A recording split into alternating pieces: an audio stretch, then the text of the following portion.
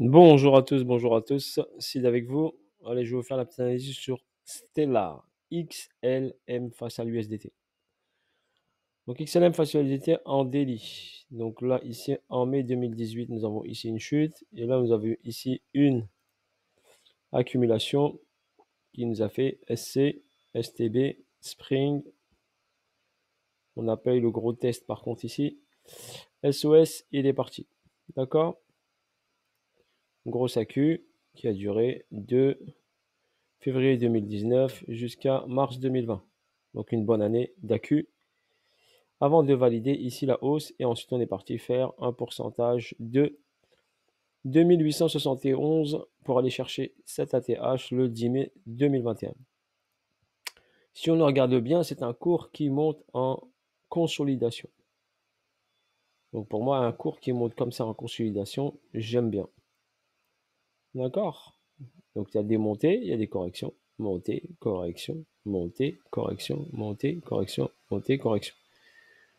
Pour moi, c'est un bel actif. D'accord? Fondamental, je vais vous le montrer après.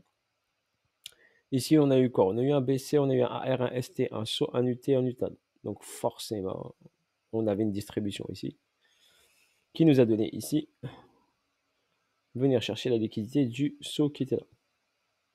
Donc voilà ce qui a été le cas. On est venu la chercher une fois, on est revenu ici. Zone discount, zone premium, zone discount, zone premium, zone discount, zone premium, zone discount. Et là, on est quoi? Donc là, je vais vous expliquer. Donc toute cette hausse-là correspond à un BC. BC, il est là. D'accord?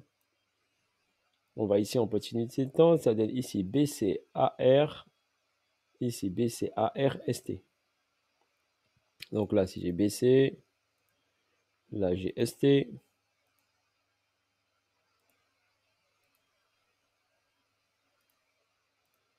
Donc BCAR ST, réaccu. D'accord? Réaccu, donc ici, SC. Donc on est sur le SC. Pour que le SC puisse partir, aller chercher la liquidité du BCST, donc l'ATH, il faut qu'il crée une accumulation, comme ici. Vous avez vu, cette accumulation, elle a duré pratiquement un an. Donc là, on a commencé l'accu en juin 2021. Et regardez, il travaille. Quand il aura validé le setup, si vous êtes assez patient, moi je le suis en tout cas, j'ai mis mes alertes, tranquillou, je l'attends. SC, là on a un equal low, donc liquidité qui doit sauter. Au 0,22, c'est quoi ici? 0,19. Attendez, je vais le mettre dans une autre couleur pour bien le voir. On va le mettre en jaune, ça fait 0,1988. Donc 19,88, s'il y a un equal low, donc liquidité qui doit sauter. Là, ici, on a un SC, donc forcément, au minimum, on va avoir un STB, on va avoir un spring. Donc personnellement, j'attends qu'il descende ici, me casse ici les 19,88. J'ai une belle zone entre 0,12 et 0,16. Voir un retest de la zone qui est en bas. Donc après avoir. Pour moi, la bonne zone déjà, c'est entre 0,12 et 0,16. Pour aller chercher, allez, si on vient ici entre 0,12 et 0,16, allez, je vais dire ici, allez, 0,16, on va être gentil. Je vois bien ici la prise de liquidité qui est là en bas. Donc j'irai bien ici un minimum à x5, voire plus. D'accord? Un x5, voire x6, voire x8. On verra. On va essayer de faire une projection avec le Fibonacci de continuité de tendance. Donc si je prends le point bas, le point haut, je l'avais déjà fait, je crois. Ouais, le point bas, le point haut, et on va dire on va chercher la zone qui est là. Allez, tac. Donc si je fais ça, ça me donne ici, donc ça me donnerait, non, c'est pas ça que je voulais faire, c'est ça que je voulais faire. Donc ça me donnerait 1,37. Donc 1,37, ça donnerait un pourcentage. On va regarder ça rapidement, on a le temps. Si on prend la première ligne bleue, on va pas être gourmand. Première ligne bleue, on fait du DCA dessus. On va chercher un haut, 1 x 7. Si on va chercher la ligne blanche en dessous, 1 x 9. Voilà. Donc, il y a un potentiel en trading d'aller le chercher pour un holder. On est sur la zone 10,40 pour votre information. Si vous voulez faire du DCA dessus sur zone, vous pouvez. On est là sur zone.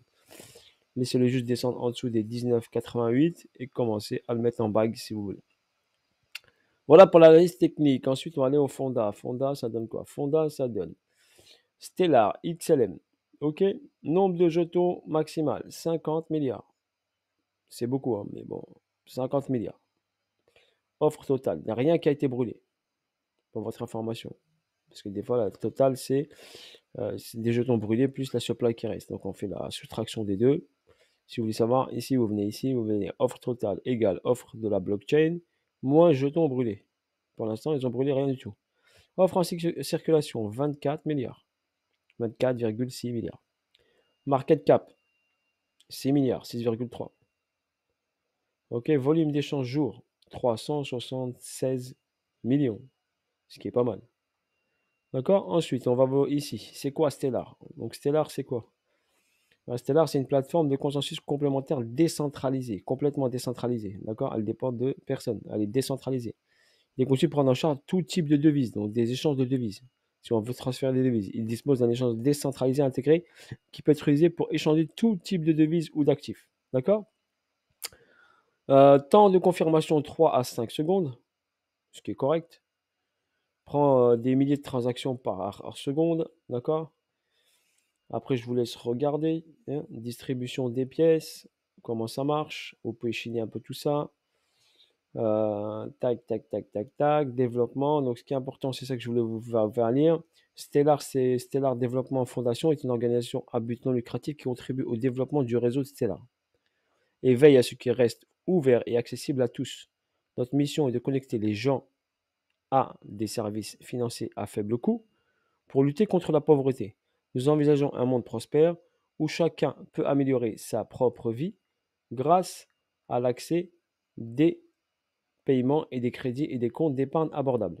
D'accord. Donc il y a Stellar Fondation qui a un but dans notre société. Donc c'est ça qui est important. Pour lutter contre la pauvreté et faciliter les échanges à faible coût. D'accord. Vous pouvez échanger et transférer à n'importe quelle personne à faible coût avec Stellar. Donc c'est très prometteur comme projet. J'aime bien moi, en tout cas. Stellar, ici vous avez ici le blockchain de Stellar avec les données ici, les registres, les transactions échouées, transactions par seconde, d'accord. Circulation, capitalisation, tout ça, vous avez tout ça avec le pourcentage et le cours actuel. Tac, ici, toc. Et je vais juste fermer ça, sinon je vais pas m'en sortir avec les messages.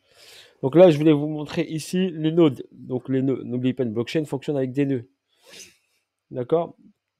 Donc ici, vous avez les nœuds ici qui sont là. Si on regarde ici, nœud observateur 88,26, nœud de validation 61, validateur complet 39. D'accord. Ok, mars 2021, tout ça, vous avez les organisations et tout ça. Je vous laisse après faire vos recherches. Si vous voulez avoir la carte mondiale des nœuds, par exemple, si on va là, c'est des nœuds. Ils ont leur nom là, Satoshi, Bak, voilà, c'est les nœuds des personnes qui ont acheté des nœuds. J'ai dit le plus important dans une blockchain, eh ben, c'est ça, c'est d'avoir posséder un nœud, comme je vous l'ai dit sur Zenith Coin et Hub. Donc vous avez l'occasion d'acheter un nœud à 1500 €. Imaginez, sur certaines plateformes, le nœud est pratiquement intouchable. Exemple, il y a des nœuds à celui de, je vous avais montré la dernière fois, ouais, Elrond, c'était 400 000 €. Pour avoir un nœud là en ce moment, au tarif actuel des Elrond. Là, si on regarde la carte mondiale, regardez les nœuds. Par exemple, il y en a 10 ici, 10 en Europe, 10 là, Europe de l'Est, 5 ici, 2 ici, 2 ici, 2 ici, 2 en Australie, 8 en Amérique, vers New York, un truc comme ça, 3, 5 et 2. Donc il n'y en a pas énormément qui en ont, parce qu'elles fonctionnent aussi par des ordinateurs qui se connectent entre eux pour favoriser la connexion et sa vitesse d'exécution. Pam pam, on va revenir ici, hop, on est là, ouais, c'était ça. Donc après, je vous laisse ici, ensemble des validateurs, je vous laisse chiner un petit peu, risque de sécurité, vous pouvez regarder ici, beaucoup de spécificités, d'accord, beaucoup de détails. Si vous êtes intéressé par la DeFi, je vous laisse chiner. Là, vous avez les pools de liquidité sur Stellar, les pools avec les pourcentages d'APY, ici 13%, 39%, là c'est 0,1%. Et ce type, c'est par exemple Stellar avec l'USDT, la pool de liquidité 13,4%. Stellar et Aqua, là vous avez du pourcentage plus élevé à 22%, XLM et LSP. Donc vous avez toutes les pools de liquidité qui sont ici. Vous payez bien sûr avec BTC, USDC, d'accord. Ça, c'est les pools de liquidité sur la blockchain, d'accord, Stellar. Voilà, après je vous laisse signer. Là, vous avez ici, si vous regardez, beaucoup de spécificités, beaucoup de détails. Ceux qui sont passionnés de DeFi, de nœuds, de transactions, tout ça, vous serez servi avec Stellar. Pour trouver tous ces liens, vous allez ici et vous les avez là, site web explorateur. Si vous voulez chiner, vous les avez ici. D'accord? Vous avez ça, vous avez également le site de Stellar ici, apprendre à utiliser Stellar, les développeurs, tout ça, la communauté, la fondation, apprendre. Ça, on va pas rester, je ne vais pas rester des plombs, je vous laisse regarder. Vous pouvez bien sûr avoir la traduction en français si vous ne maîtrisez pas l'anglais. D'accord? Service de micro-paiement, échange d'actifs, application de paiement mondial. Stellar rend l'argent meilleur et facile à transférer d'une personne à une autre, sans frontières, illimité, puissant et surtout le plus important, c'est qu'il est décentralisé complètement. Ok, voilà sur ce pour Stellar. Bisous à vous tous. On est sur une zone d'accu, je reviens au niveau technique. Donc zone d'accu, on attend ici une prise de liquidité et on pourrait rentrer en position pour aller chercher ici vers le haut. Voilà, si vous voulez prendre un nœud Stellar, renseignez-vous, hein. Faites vos recherches. Moi, je ne pourrais pas vous faire vos recherches. En ce qui concerne l'USDT, on m'a parlé de l'USDT, je reviens juste sur l'USDT. Si vous flippez pour l'USDT, si vous flippez, il y a une autre solution. Sur chaque blockchain, par exemple Binance, sur plateforme d'échange, vous avez leur stablecoin. Par exemple, sur Binance, vous avez le BUSD. D'accord? Sur UOB, vous avez le HUSD. Je crois que c'est ça. Par exemple. Sur KuCoin, pareil. Donc, vous pouvez convertir, au lieu de garder en USDT, en stablecoin de la plateforme d'échange que vous utilisez. OK? Par exemple, Binance, BUSD. UOB, USD. FTX aussi, il a son stablecoin.